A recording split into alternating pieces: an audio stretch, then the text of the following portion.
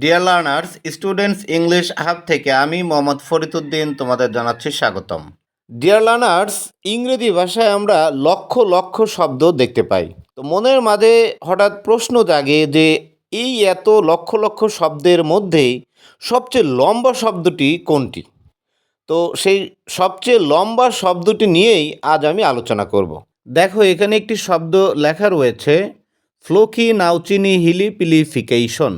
এই ফ্লোকি নাউচিনি হিলিপিলিফিকেশন শব্দটি ইংরেজি ভাষায় সবচেয়ে লম্বা শব্দ এবং এফ সিরিয়ালের শব্দ, যার বাংলা অর্থ হলো কাউকে বা কোনো কিছুকে তুচ্ছ মনে করা।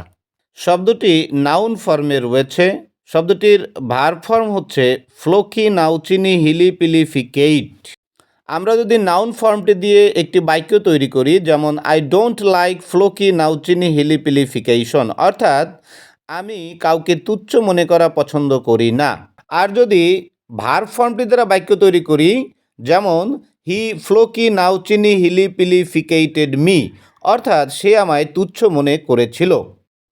আশা করি ভিডিওটি তোমাদের ভালো লেগেছে। ভিডিওটি ভালো লাগলে লাইক, কমেন্ট, শেয়ার করে এবং আমার চ্যানেলটি সাবস্ক্রাইব করে আমার পাশে থাকার অনুরোধ রইল। Thank you very much.